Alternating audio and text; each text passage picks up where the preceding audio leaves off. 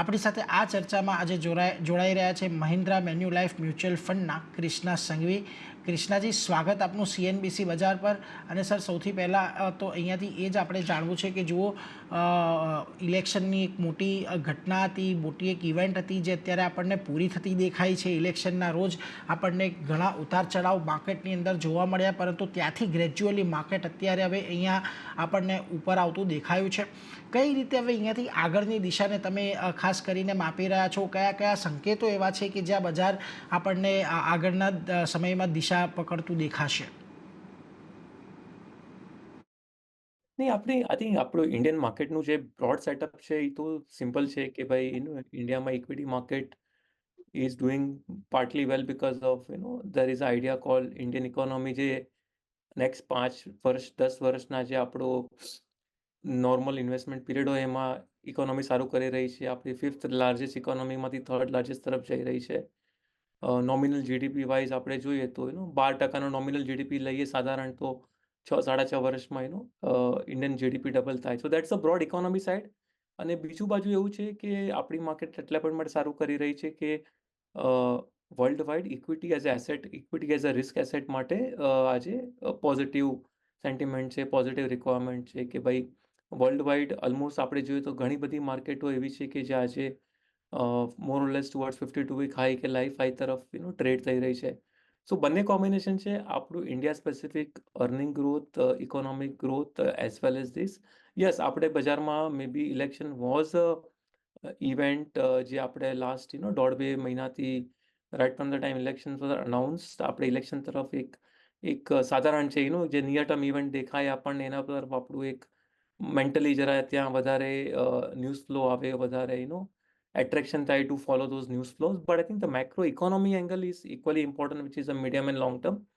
અને yes, election as a event જે હતી એ એકચ્યુઅલી પતી ગઈ છે. રિઝલ્ટ પણ મોર ઓર લેસ જે રીતે એક્સપેક્ટેડ હતા, continuity of government that is in place. So that's a broad view. આપણી ઇકોનોમીનું ડિરેક્શન અને વર્લ્ડ માર્કેટનું ઇક્વિટી તરફ જે ઇન્ટરેસ્ટ છે, I think those will drive the markets going ahead also. એટલે જો ખાસ કરીને ભારતની અર્થતંત્રની જે ગતિ છે એને લીધે તો બજારને એક વેગ મળતો જ રહેશે. પરંતુ જ્યારે પણ આપણે ભારતના ગ્રોથની વાત કરીએ છીએ ત્યારે છેલ્લા આપણે એક ઘણું મહત્ત્વનું જોયું છે કે એક મેન્યુફેક્ચરિંગ સેક્ટર છે કે જે ભારતના ગ્રોથને આગળ વધારવામાં અહીંયાથી મદદ કરી રહ્યો છે. અને આવનારા સમયમાં પણ આપણને ખબર છે કે મેન્યુફેક્ચરિંગ ગ્રોથ જ આપણને એક સારા એવા જે ગ્રોથની ગતિ છે એને જાળવી રાખશે. પરંતુ તમે અત્યારે કઈ રીતે જોઈ રહ્યા છો? જો કોઈ પણ જે રિટેલ રોકાણકારો છે એ લોકોએ આજે ઇવોલ્વિંગ સેક્ટર છે, મેન્યુફેક્ચરિંગ ઇન્ડસ્ટ્રી છે, એમાં કઈ રીતે અત્યારે રોકાણ કરી શકાય અને કઈ કઈ ઓપોર્ચ્યુનિટીઓ રિટેલ રોકાણકારો માટે રહેલી છે? શ્યોર. આપણે ઇન્ડિયાની જે મેન્યુફેક્ચરિંગ એઝ અ થીમ જોઈએ તો અત્યારે એવું છે કે ઇન્ડિયામાં manufacturing as a percentage of GDP around 17%ની આસપાસ લેશે છે. આપણે ગોઈંગ અહેડ કરીએ તો 2-3 વેરિયેબલ્સ છે ઇન્ડિયા માટે જે બહુ જ મહત્વના છે. એક છે કે ભાઈ ઇન્ડિયા એઝ અ કન્ટ્રી, આપણી પાસે 140 કરોડનું પોપ્યુલેશન છે. So more the population, more the consumption, અને વોટ યુ કન્ઝ્યુમમાં ડેફિનેટલી એની મેન્યુફેક્ચરિંગ પ્રોડક્ટ આપણે લઈએ, પછી ચિલ્ડ્રન એજ્યુકેશનમાં લઈએ કે નોર્મલ ટ્રાવેલમાં લઈએ, ઓટોમોબિલ્સ લઈએ કે પછી હોમ યુસેજમાં લઈએ કે પછી કન્ઝ્યુમર ડ્યુરેબલ લઈએ કે પછી હાઈટેક મેન્યુફેક્ચરિંગ લઈએ, બધી જ એંગલમાં manufacturing as a word is important. So એ one is the sheer population અને આપણો ગ્રોથ. બીજું છે કે જે રીતે ભારત સરકારે અમુક પોલિસીઓ બદલાવી છે લાસ્ટ 3 વર્ષમાં, સ્પેશિયલી પોસ્ટ કોવિડ, કે જેમાં કરીને આપણે સ્પેસિફિકલી ઇમ્પોર્ટ સબસ્ટિટ્યુશન અને એક્સપોર્ટ પ્રમોશન માટે જે પીએલઆઈ ની રિફોર્મ્સ કે પીએલઆઈ ઇનિશિયેટિવ્સ આવ્યા છે, એની રીતે બીજો બેનિફિટ છે કે આપણે જે વસ્તુ આજ સુધી ઇન્ડિયામાં ઇમ્પોર્ટ થઈ રહી હતી અને જો નેચરલ માર્કેટ ઇઝ ધેર, એ માર્કેટને આપણી કઈ ઇન્ડિયન કંપનીઝ ઈ જ પ્રોડક્ટ સિમિલર ક્વોલિટીમાં સપ્લાય કરી શકે, અને એને માટે એટ્રેક્ટ કરવા માટે જે પીએલઆઈ સ્કીમ હતી, એક એનું સેકન્ડ એંગલ છે કે ઇમ્પોર્ટ સબસ્ટિટ્યુશન અને એક્સપોર્ટ પ્રમોશન. અને થર્ડ છે કે આપણે જે નેશનલ સિક્યોરિટી ગણીએ કે અમુક જે વધારે પડતી ઇમ્પોર્ટન્ટ પ્રોડક્ટ્સ છે જેને આપણે આત્મનિર્ભર ભારતના નામ પર એ ગણી શકીએ કે ભાઈ બેટર છે કે આ બધી વસ્તુમાં India is more self reliant, કે અને એ જ વસ્તુ ઇન્ડિયામાં બની શકે તો વધારે સારું છે. આઈ થિંક એ ત્રણેય એંગલથી આપણે જોઈએ તો manufacturing is conceptually having a good fortune. અને ફ્રોમ અ ઇકોનોમી સાઈડ જોઈએ તો મેન્યુફેક્ચરિંગની બહુ મોટી પોટેન્શિયલ છે કે જોબ ક્રિએશનમાં. આપણે જે ઇન્ડિયામાં એમ્પ્લોયમેન્ટ ક્રિએટ કરવા માટે જે થઈ રહ્યું છે, અને જે આપણે જ્યારે મેન્યુફેક્ચરિંગ કરીએ, આપણે સ્પેશિયલી ઇમ્પોર્ટ સબસ્ટિટ્યુશન કે એક્સપોર્ટ પ્રમોશન કરીએ, તો નેટ આપણે એવું છે કે one Indian labour, one Indian power unit or one metal piece in India will be used, કે જેથી કરીને વર્લ્ડ વાઇડ આપણને કસ્ટમર મળી શકે. So that's the broad picture manufacturing છે. How we can invest in manufacturing, obviously સાધારણ investor પાસે બે રસ્તા છે. એક છે કે એ લોકોને જે કંપનીઝમાં કે જે સેક્ટરમાં ઇન્ટરેસ્ટ થાય ઇન્વેસ્ટ કરી શકે છે. સેકન્ડ છે કે મેન્યુફેક્ચરિંગ ફંડ્સ જે આવી રહ્યા છે મ્યુચ્યુઅલ ફંડ્સ તરફથી, કે જેમાં mutual funds will invest on behalf of investors with various sector choice and stock choice. A slightly more diversified approach છે. એમાં પણ એક ઇન્વેસ્ટ કરીને ભાગ લઈ શકે છે. જી સર. સર, મેન્યુફેક્ચરિંગ સેક્ટર પર તમે આટલી સરસ રીતે તો કહ્યું છે, પરંતુ મને ધ્યાનથી ત્યાં સુધી આપ મેન્યુફેક્ચરિંગ ફંડ પણ એક લોન્ચ કરવા જઈ રહ્યા છો. કઈ રીતે આ ફંડ અલગ હશે અન્ય ફંડની દ્રષ્ટિએ સરખામણી કરીએ ત્યારે? શ્યોર. નો, આઈ થિંક જે બ્રોડ રીઝન એ છે કે મેન્યુફેક્ચરિંગનું પોટેન્શિયલ છે, જે 17% આપણું જીડીપી છે.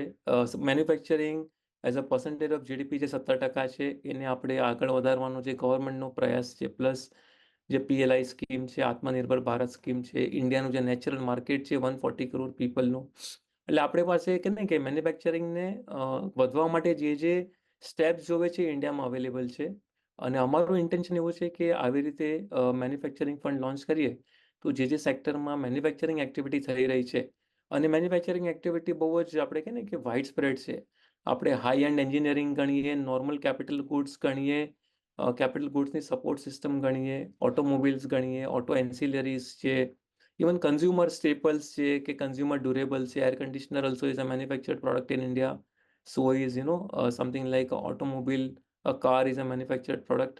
Plus chemical, જે આપણું original India can become a big exporter છે સિમેન્ટ છે.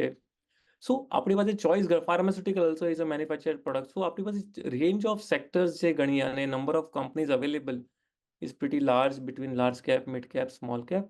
So as a Mahindra Manulife, our approach is that we can invest across these sectors, looking at valuations નું એક ધ્યાન આપીને, અને જે કંપનીઝમાં કે જે સેક્ટરમાં અર્નિંગ ગ્રોથ વધારે આવી રહ્યો છે કે આવવાના ચાન્સીસ છે, ત્યાં અમારું શાયદ પોર્ટફોલિયો કન્સ્ટ્રક્શનમાં વેટ્સ ઇન્ક્રીઝ કરીને વધારે પાર્ટિસિપેટ કરી શકાય. એટલે જો ખાસ કરીને જે મેન્યુફેક્ચરિંગ સેક્ટર છે એની અંદરની ઓપોર્ચ્યુનિટીને અહીંયા ગ્રેપ કરવા માટે આ ફંડ લોન્ચ કરવામાં આવી રહ્યું છે. પરંતુ સર, આગળ વધી અને જો ખાસ કરીને હવે અહીંયાથી એ પણ સમજવાનું રહેશે કે હમણાં જ આપણે Q4ની અર્નિંગ સિઝન પૂરી થતી જોઈ છે, અને ઘણી બધી સેક્ટર્સ કે ઘણા બધા કંપનીઓ એવી છે કે અત્યારે ખાસ કરીને આપણને વેલ્યુએશન વાઇઝ થોડીક મોંઘી લાગી રહી છે. તો ભારતીય બજારમાં તમે અત્યારની જે પરિસ્થિતિ છે એમાં કઈ રીતે વેલ્યુએશન્સ અને અર્નિંગ ગ્રોથ્સ વચ્ચે તમે તાલમેલ બેસાડી રહ્યા છો? શ્યોર. આપણી ઇન્ડિયન માર્કેટનું એક સૌથી મોટી ખૂબી એવી છે કે આપણો relative growth rate of economy is અમંગ the fastest in the world.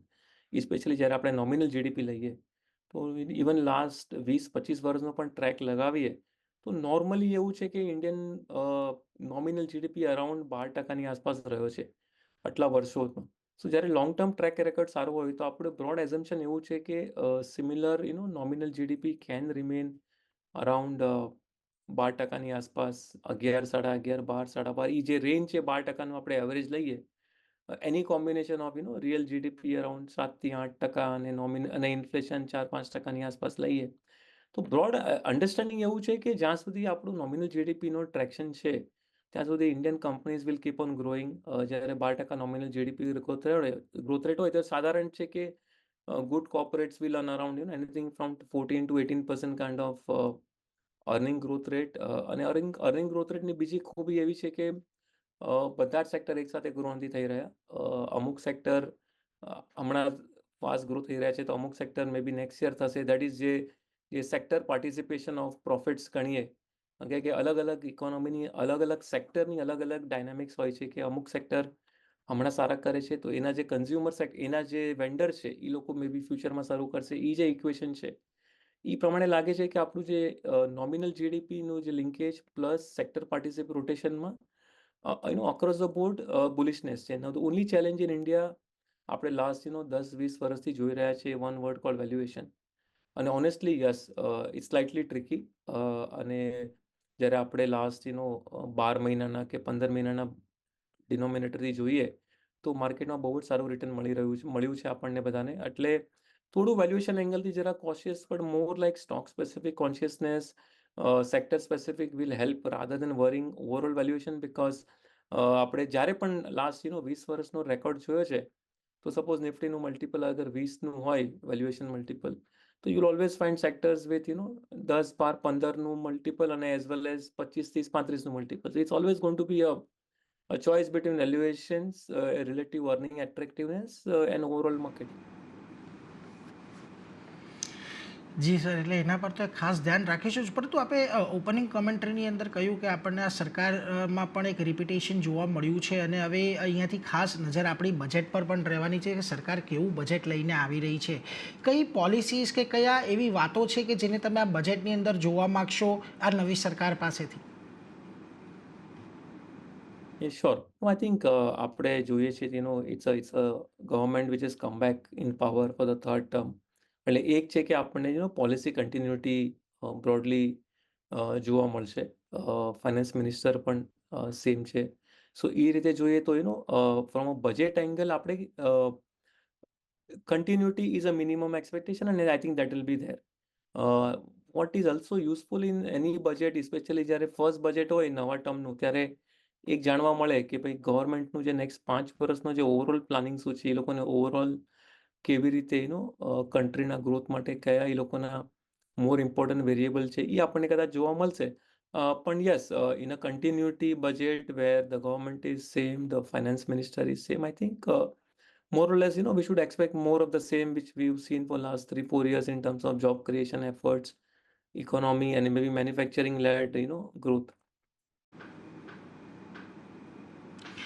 જી, એટલે એના પર તો એક ખાસ ધ્યાન રહેશે જ કે પોલિસીની સાતત્યતા અહીંયાથી ખાસ કરીને જળવાતી રહેતી જોવા મળે. પરંતુ એની સાથે જ આપણે એક એવા સેક્ટર્સ પીએસયુ સેક્ટર પર પણ ચર્ચા કરવી છે તમારી સાથે કે જ્યાં આગળ આપણે એક સારું એવું રનઅપ છેલ્લા સમયની અંદર જોઈ લીધું છે.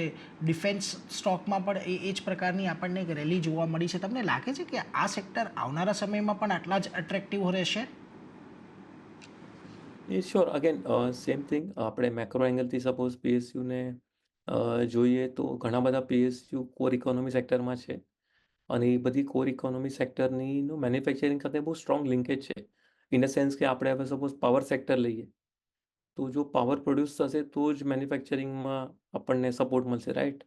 Four manufacturing sector to grow, India's power availability should grow. So one is power, other is manufacture, other core PSU sector can be oil and gas, કે same thing. Logistics માટે તો you need petrol, diesel, etc. So I think macro level पे PSU as a theme, as a investment will remain relevant because એ લોકોની સેક્ટર્સમાં earning growth આવી રહ્યા છે.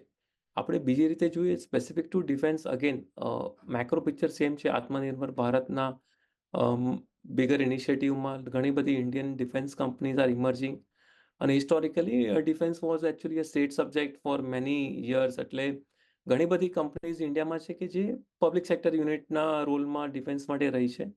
I think broad picture right છે. Yes, little bit thoughts on valuation, અને ઘણીવાર આપણને લાગે કે માર્કેટમાં અમુક વાર ફાસ્ટ ડિસ્કાઉન્ટિંગ થઈ જાય છે, અર્નિંગ્સનું little bit stretch towards longer time frame happens. So એ આપણે વેલ્યુએશનને 1 મિનિટ માટે ઇગ્નોર કરીએ તો yes, definitely PSU across the board maybe has a good future as far as the business is concerned.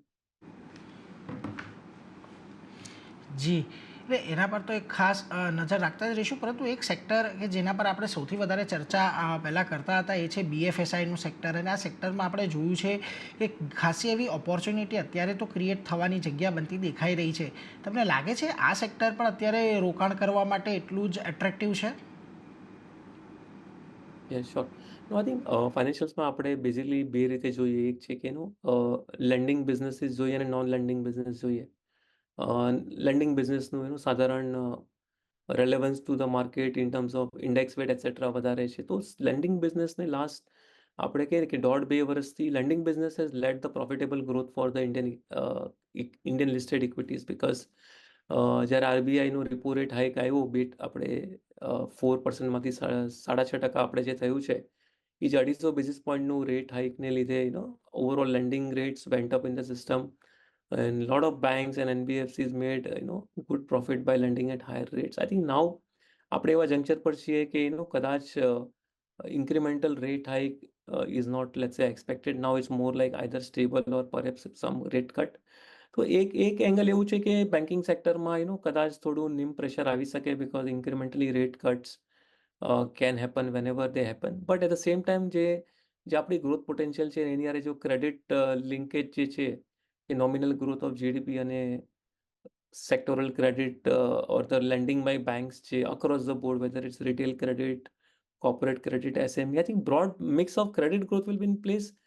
થોડું बहुत pressure આવી શકે કદાચ on margin front, but otherwise growth is in place. એટલે સારો ક્રેડિટ ગ્રોથ અહીંયાથી આવશે તો કંપનીઓમાં પણ આપણને ખાસ કરીને બેન્કિંગ એનબીએફસીઝમાં પણ એક સારો એવો ગ્રોથ આવનારા સમયમાં જોવા મળી શકે છે.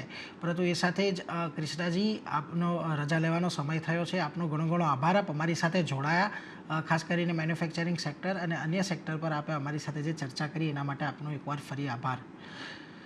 તો એ સાથે જ અત્યારે સમય થઈ રહ્યો છે બજાર એટ 1માં એક નાનકડો વિરામ લેવાનો. વિરામ બાદ પાછા આવીએ અને અન્ય સમાચારો પર નજર કરીશું.